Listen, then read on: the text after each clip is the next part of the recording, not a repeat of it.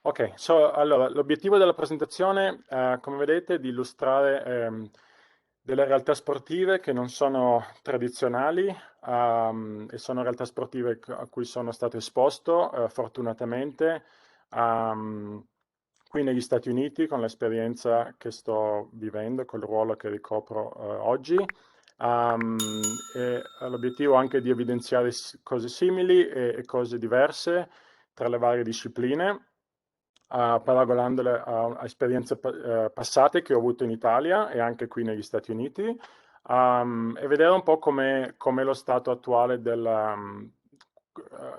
dell'approccio, come approcciare queste casistiche, e quali sono le opzioni che abbiamo quando vediamo casi che sono un po' diversi dal normale, e infine di stimolare in ognuno di voi sorta di pensiero analitico su come, di nuovo, come affrontare queste situazioni che presentano con molta variabilità. Ok, velocemente vi do un po' del mio background personale e questo non tanto per far vedere cosa ho fatto, ma per capire un po' le cose a cui sono stato esposto. Quindi, laurea in scienze motorie con Davide, come ho detto, ho poi conseguito il diploma di massofisioterapia, ho avuto la fortuna di entrare in contatto e di lavorare per l'Istituto di Medicina dello Sport a Torino, prevalentemente con calcio e basket. E ho anche, dato il mio passato di giocatore di basket, sono stato fisioterapista per alcune squadre di livello di Serie B e C. Quando mi sono trasferito negli Stati Uniti nel 2008, ho conseguito un dottorato di fisioterapia qui in uno dei college a Los Angeles. Ho anche conseguito il diploma di massaggiatore sportivo. Infine ho conseguito anche una certificazione CSCS, che è l'equivalente del nostro preparato atletico in Italia, ed è la più alta certificazione disponibile negli Stati Uniti, che è riconosciuta a livello nazionale. Come esperienze lavorative, sono entrato in contatto con Nike, e ho avuto la fortuna di lavorare con la loro squadra di track and field, di atletica leggera, che mi ha dato l'opportunità di lavorare con molti atleti diversi, e anche con maratoneti in alcune circostanze, sia lontano dalla gara che in periodo di gara. Sono entrato in contatto con due squadre dell'NBA di basket, e mi hanno dato l'opportunità di lavorare con loro fuori stagione e anche durante il training camp. E infine il mio lavoro attuale è per Red Bull Nord America, in cui svolgo il ruolo di fisioterapista e anche di coordinatore medico del programma Red Bull High Performance, che è un programma, come vedremo, che si prende cura degli atleti sponsorizzati dalla Red Bull. Questa è la mia immagine preferita del programma di Red Bull, e con queste ruote.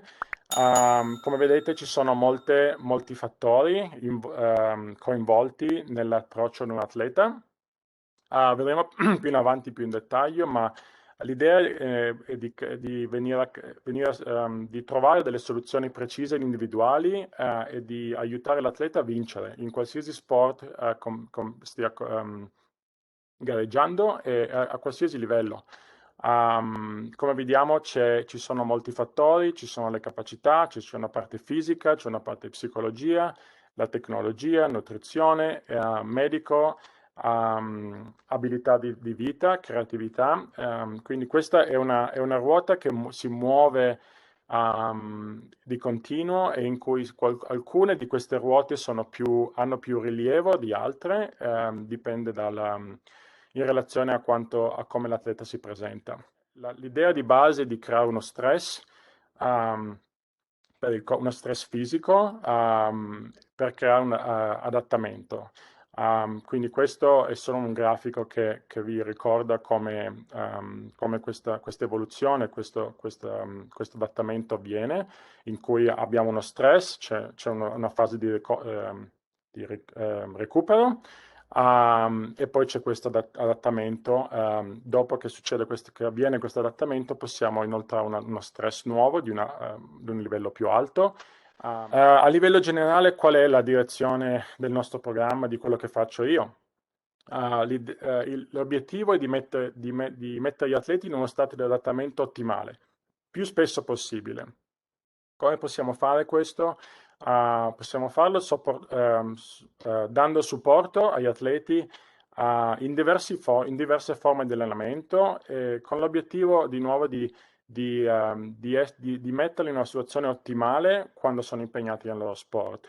Um, a livello parallelamente, dobbiamo anche creare programmi per mettere l'atleta in uno stato ottimale, e avere un feedback ottimale dall'atleta anche allo stesso a livello sia fisiologico, neurologico e psicologico.